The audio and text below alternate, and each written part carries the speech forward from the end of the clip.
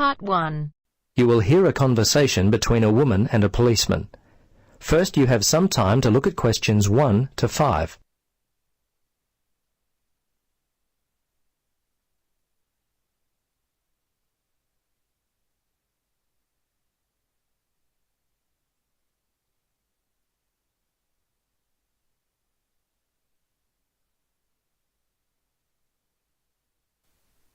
Now, listen carefully and answer questions 1 to 5. Good morning, Bumley Police Station. How can I help you? Yes, I need to report a stolen bag. Just a moment and I'll put you through to Lost and Stolen Property. Hello, Sergeant Rhodes speaking. Can I help you? Yes, hello. I'd like to report a stolen bag. Okay, a stolen bag. We've been getting a lot of these lately. I'll need to get some details. Let's see, when was the last time you had your bag? Well, about 2 hours ago. I just can't believe this has happened. I take it everywhere with me. It was given to me as a graduation present. I'm just so upset. Yes, I know. It's very frustrating. It seems like I put it down for a second, and then it was gone. Yes. Look, the good news is that most of the stolen bags in our area are found, usually without the money. So I'd be surprised if you don't get it back later. Tell me, what does the bag look like? Well, it's dark blue, cylindrical. It has 2 carry handles either side of a zipper on top. The zipper actually runs the length of the bag. It's a Vitoli bag. Okay. Are there any other identifying marks on the bag? Things that would be unique to it. Name tags, scuff marks, that kind of thing. Well, not really. There are a couple of scratches in the top left corner on one side of the bag, near the handle, and I think another one in the opposite corner. Okay. Scratches on opposite corners. Now, where were you when the bag went missing? Well, I remember the time. It was 12:15. Oh, no, actually, it was a bit after that, more like 12:25, because I was supposed to meet one of my friends for lunch at 12:30. Anyway, I was standing outside the supermarket when all of a sudden a group of teenagers came walking past. They must have been heading towards the cinema. They seemed to be in a hurry and probably late for the movie, so I stepped aside to let them by. When they'd passed by, I reached down to pick up my bag, and it was gone. I see. Now, can you remember the contents of the bag? Yes, let's see, my passport and some traveler's checks. Fortunately, I was carrying my camera, and I had my wallet in my pocket. They're the main valuable things. Okay. Anything else at all?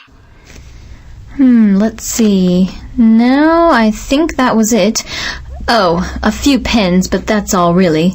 As I say, nothing of real value. Okay. I'm going to have to get your details. Are you here on holiday? Yes, as a matter of fact, I am. I'm visiting from Canada. I've been here for 3 weeks already, but I'll be here for another month. Before you listen to the rest of the conversation, you have some time to look at questions 6 to 10.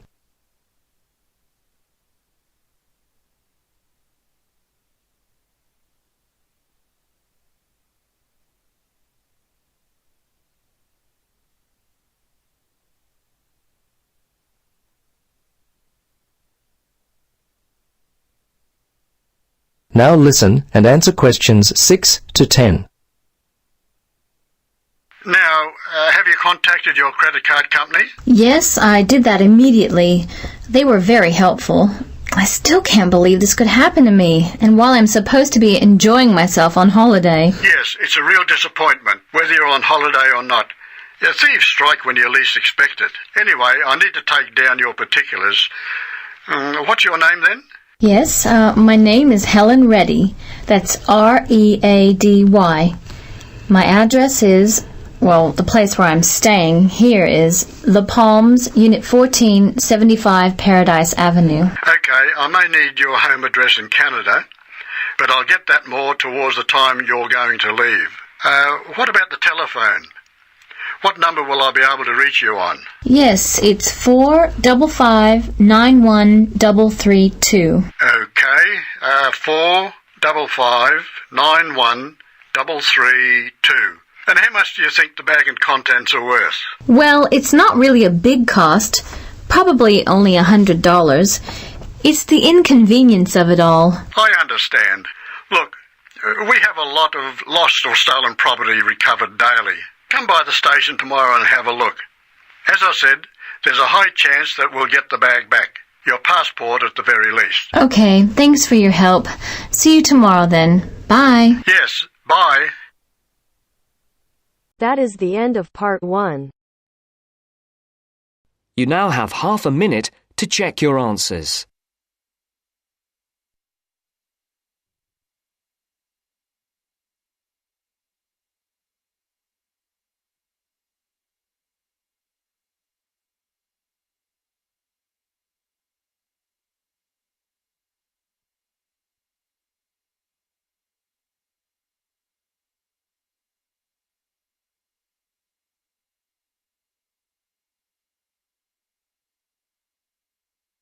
Now turns to part 2. Part 2. First, you have some time to look at questions 11 to 15.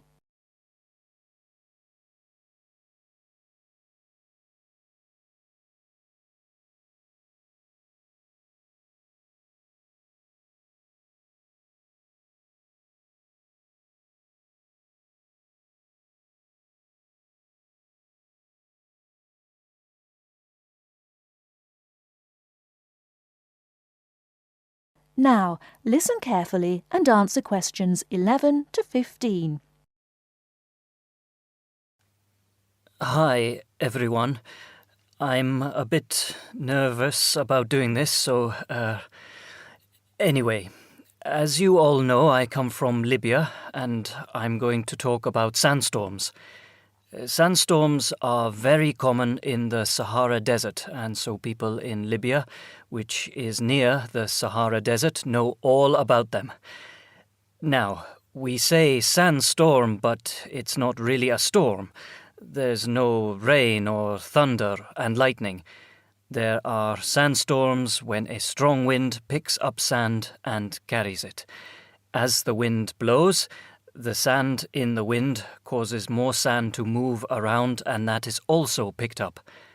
A very strong wind can pick up a huge amount of sand. Look at my first image on the board here. As you can see, a severe sandstorm looks like a huge wall or wave of sand. Can you imagine that coming towards you? Now, I will tell you what you should do if you know a sandstorm is coming, or even if you get caught in a sandstorm. Extract 2. So, have you decided where you're going on holiday yet?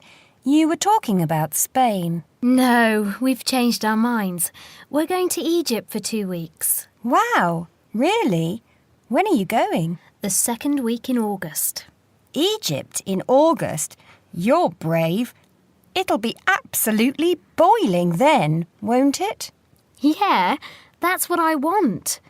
We'll go and see the sights early in the morning when it's still quite cool, and then lie around by the swimming pool in the midday heat. I went to Morocco in the summer a few years ago. I couldn't sleep until about 2 in the morning. I always said that if I went anywhere like that again, I'd go in the spring or autumn. Well, I can't wait. You just see my tan when I get back. Before you hear the rest of the talk, you have some time to look at questions 16 to 20.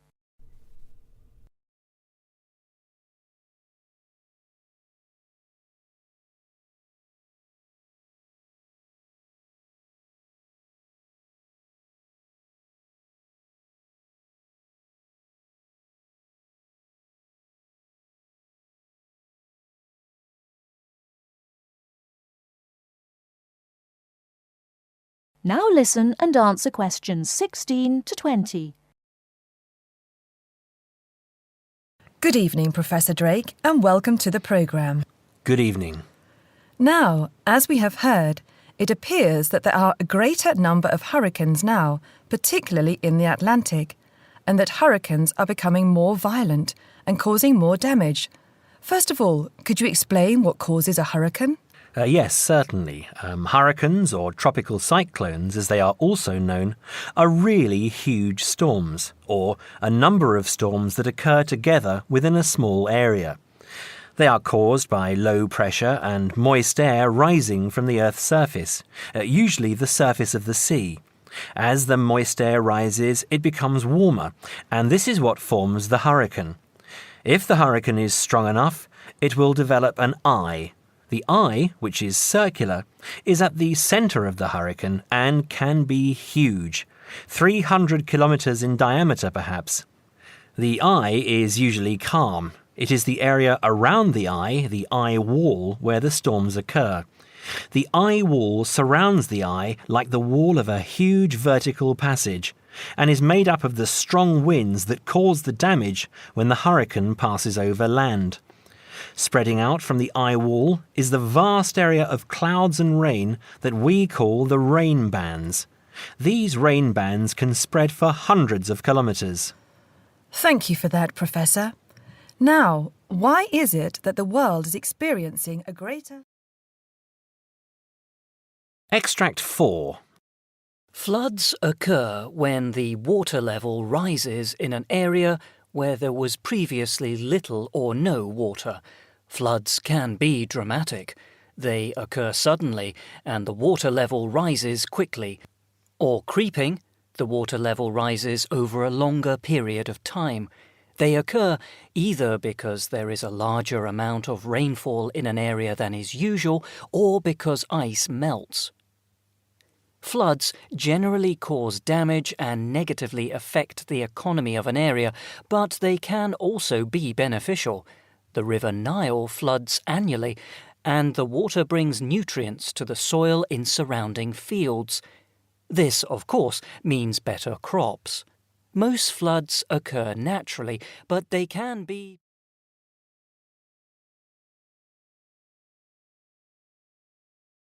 That is the end of part 2. You now have half a minute to check your answers.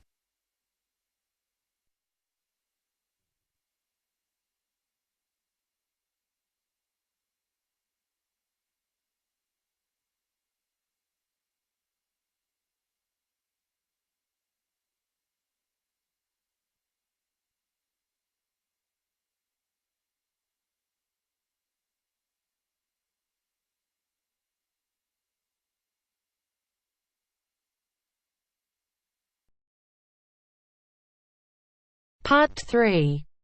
Now turns to part 3. Mr. Bob Ross called while Mr. David Morris was not in the office. His secretary answered the phone and took a message for him.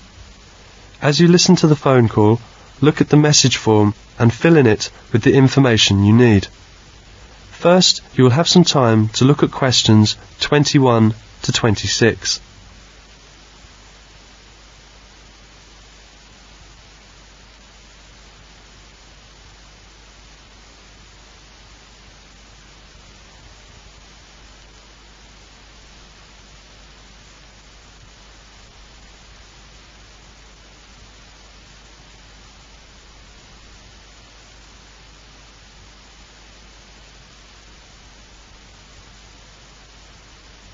Now listen carefully and answer questions 21 to 26. Mr. Morris's office. Good afternoon. Good afternoon. May I speak to Mr. Morris? I'm afraid he's not in at the moment. Who's calling? This is Bob Ross of the Sales Association speaking. I'm sorry, I didn't catch your name. Bob Ross, R-O-S-S. Do you have any idea what time he'll be back? No, I don't, Mr. Ross. Would you like to leave a message? Yes. Will you tell Mr. Morris that I talked with Bill Smith in London this morning? Bill Smith? That's right. Bill told me that they are planning to have a sales meeting in Birmingham on the 12th, 13th and 14th of May. Yes, I have that. Birmingham, May the 12th, 13th and 14th. Right. And tell him that Bill said that they would like to have Mr. Morris speak to the group on the morning of the 12th. They want Mr. Morris to speak to the group. Yes, at 9 o'clock on the morning of the 12th. There will be about 80 people in the group. I see. Mr. Morris will be speaking to a group of about 80 people. Yes, about 80 salesmen from all over the country, and they'd like him to describe the new marketing plans. Where is the meeting to be held? At the Grant Hotel. Anything else? No, that's the message. May I have your phone number, just in case? Yes, that's 805-7492. Thank you very much. You're welcome, Mr. Ross. I'll give Mr. Morris the message as soon as he comes back. 5 minutes later, Mr. Morris comes back. I'm back.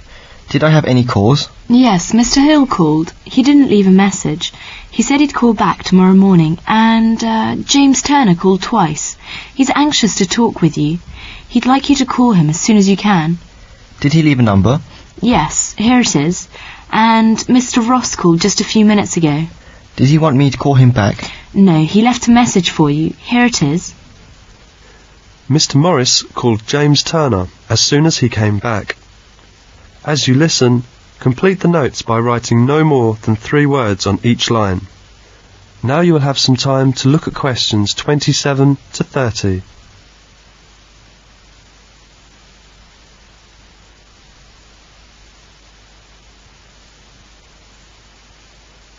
Now listen carefully and answer questions 27 to 30.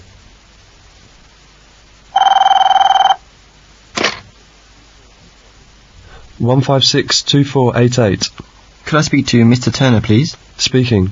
Oh, it's you, James, is it? David here. Oh, hello, David. My secretary told me that you had called twice. Is there anything important? Yes, it looks as if I won't be able to keep the appointment we made. That was to be on Thursday, wasn't it? Yes, I'm so sorry. My uncle is arriving from America that afternoon, and we're having a party in the evening. You know, a big family party. I see. But could we meet on Friday or Saturday? Or would you prefer the beginning of next week? Afraid I'm tied up at the weekend. And let me just check. Monday would be alright, I think. Monday's okay for me too. Oh, good. Shall we say the same time as we arranged? Could you come here at 11 o'clock? I'll show you round our place.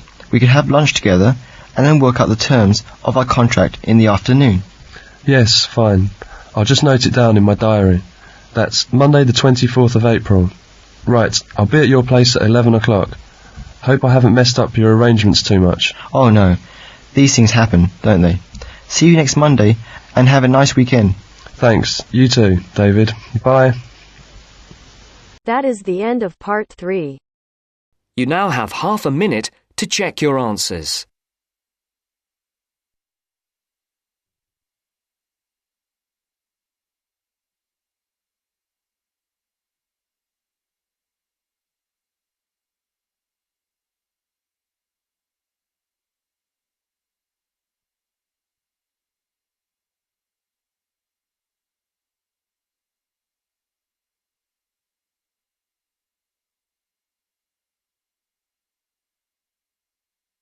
Now turns to part 4.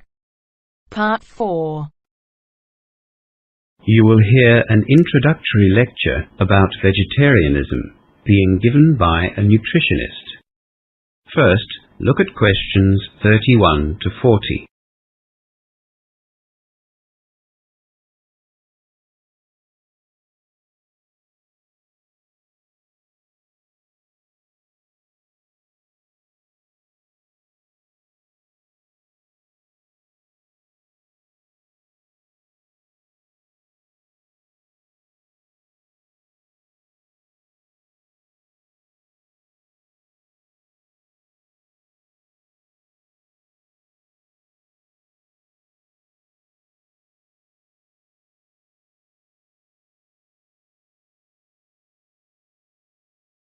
Now listen to the lecture and answer questions 31 to 40.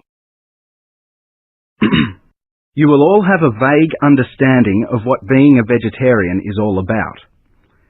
Vegetarianism has been practiced for thousands of years. The simplest definition is someone who doesn't eat meat, of course. But does abstaining from eating meat include seafood and chicken? The fact of the matter is that people adopt the label vegetarian but still eat meat, at least to varying degrees. Within true vegetarianism, that is where a vegetarian is someone who doesn't eat any meat at all, there are 3 subgroups. A lacto-ovo-vegetarian eats no meat but does consume dairy products and eggs. The second subgroup, lacto-vegetarians, also don't eat meat, but while they will consume dairy products, they don't eat eggs. And then, of course, there are vegans, people with a strict vegetarian diet that don't eat any animal product or byproduct, including honey. In fact, they don't even wear woolen, leather, or silk garments. So just keep in mind that there is an obvious sliding scale here when people talk about vegetarianism. There are those that perhaps like to think of themselves as vegetarian just because they don't eat red meat, right through to those strict vegans who will only eat vegetables, fruit, beans, or pulses. That is, food that has been grown.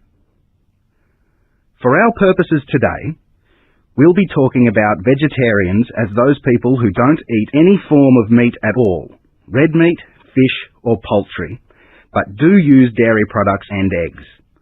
Lacto-vegetarians and vegans are not in the majority anyway. With that definition in mind, let's review the myriad of reasons given for adopting a vegetarian diet.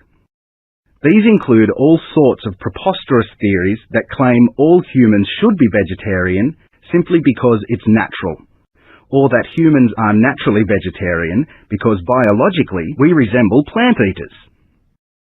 In the real world, vegetarians, generally speaking, accept that humans are omnivores.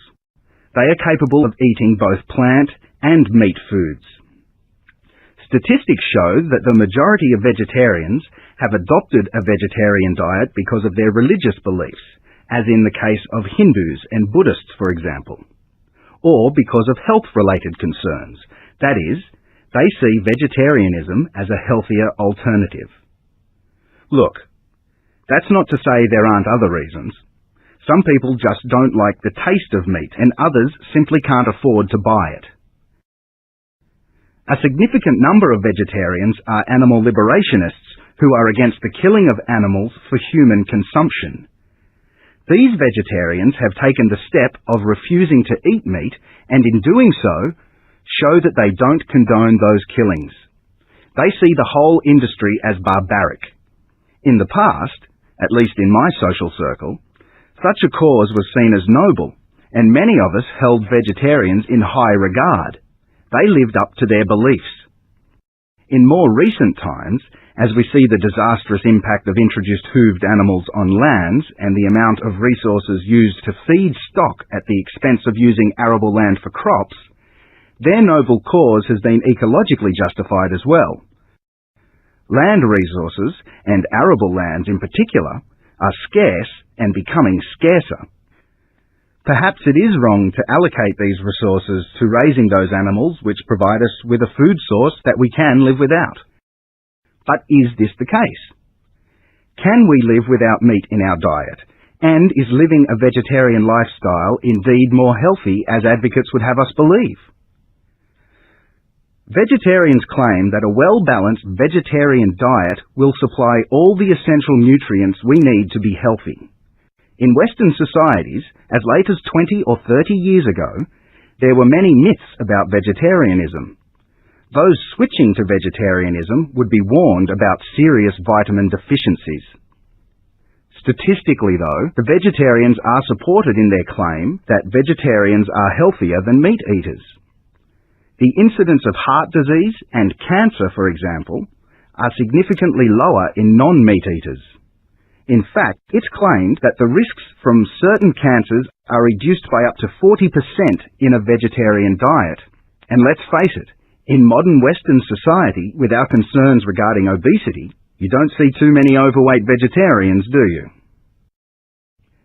Vegetarians consume less fat and protein than we do, and the fat that they do consume is in the main unsaturated, which is what has been recently labelled good fat. On the other hand, animal fats tend to be saturated, and an increased intake of saturated fats can lead to high cholesterol. Respiratory problems too seem less common in vegetarians, but this is also the case with meat eaters who include a lot of fruit and vegetables in their diet. The UK Vegetarian Society's website quotes medical research has shown that on average, a lifelong vegetarian visits hospital 22% less than a meat eater. The fact that the number of practicing vegetarians has almost doubled in the last 15 years speaks volumes about the way our concerns for healthy living have changed.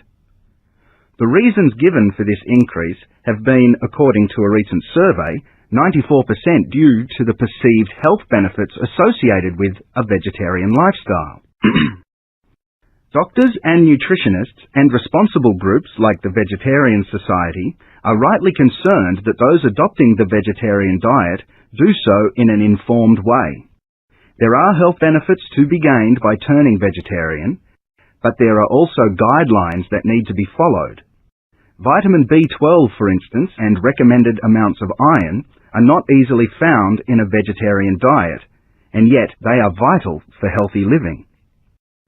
So, where can such vitamin and mineral replacements be found in the vegetarian diet? Well, for the average vegetarian, good sources of iron are spinach, prune juice, or dried fruit. Vegetarians are advised to eat these foods with fruit juices, which will increase the amount of iron absorbed. B12, on the other hand, is not as readily available, because it is only found, to all intents and purposes, in meat, fish, and dairy products. This vitamin is one which vegetarians find difficult to replace. However, as I said, low amounts of B12 can be found in dairy products as well as soy products or seaweed. For the stricter lacto-vegetarian and vegan, B12 can be obtained from foods that have been fortified with the vitamin. Vegetable margarines, some soy products, and breakfast cereals are the most common sources. The key to a healthy vegetarian diet is the same as any other diet. Eat a wide variety of foods including grains, fruit and vegetables, beans, pulses and nuts. Vitamins and minerals must be included in the vegetarian diet, just as they have to be included in a non-vegetarian diet. You can argue all you like about vegetarians being healthier, but I'd suggest that you consider a well-balanced diet first and foremost. Whether or not you include meat is up to you. A good vegetarian diet closely matches the dietary recommendations for a healthy meat-eating diet. There's an excellent website which I suggest you look at if you want further information on vegetarianism. It's www.vegsoc.org. www.vegsoc.org.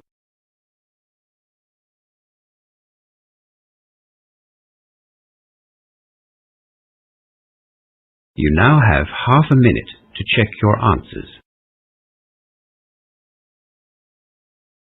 That is the end of part 4. You now have half a minute to check your answers.